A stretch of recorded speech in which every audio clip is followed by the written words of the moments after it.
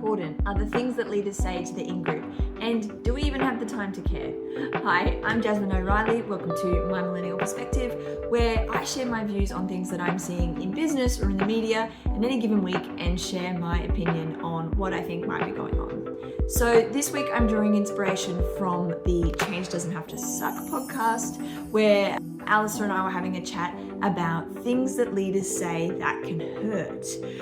And this one caught me by surprise. I felt a bit seen, given that I am technically Alistair's people manager, and it's really gotten me thinking for the rest of the week. And what's really interesting about this is that there's two ways to look at this. Things that leaders say to the group, particularly if a leader has formed an in-group and how that might shift the dynamic. And then also what a leader can say to you individually. And I was reflecting on those two scenarios and core memories from my career.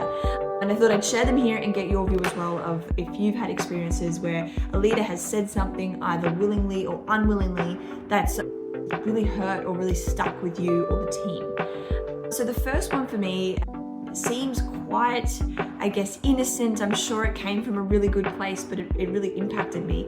And that was, I had a manager once who literally said the words to me, "I don't know how to manage you.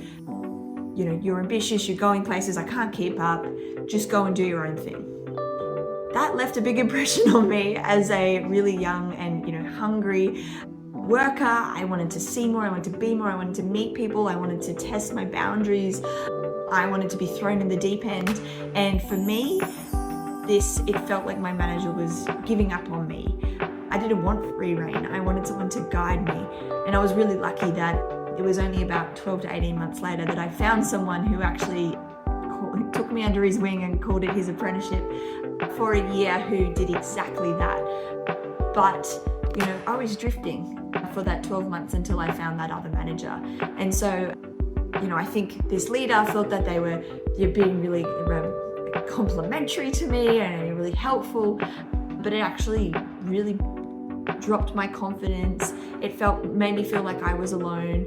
I was already struggling because I was the youngest person in the team, and so I really felt let down in that moment by that person.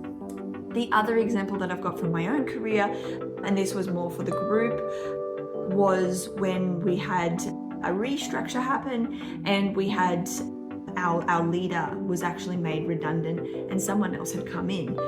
Now the situation that culminated into this was that we were actually an incredibly strong in-group, and our leader was taking some well-deserved long service leave, and we were all already missing her and missing her presence, but we were pushing through because we knew she was coming back, and we were keeping in touch because we were very close.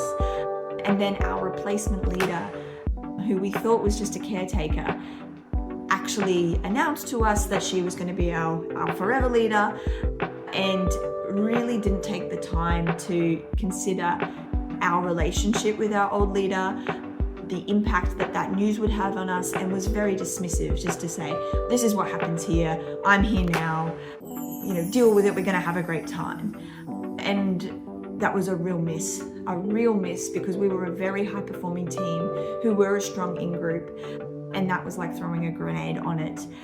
And this new leader took this stance of trying to be very matter of fact about it, trying to be very, dare I say, black and white, to say, this is what happens in our business, this is very normal, we will move on.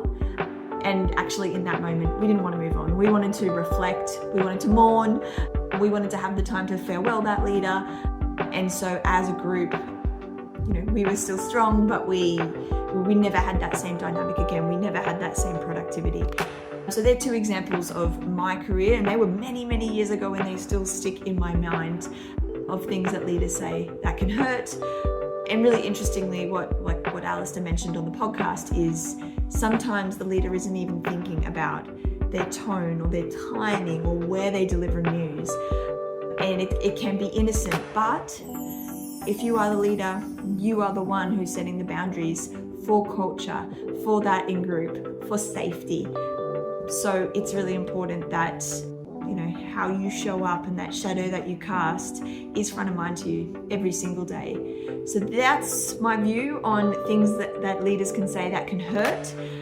And it can be many small things that will ruin a dynamic, but I'd love your thoughts too. What are things that leaders say that can really hurt an individual or a group of people?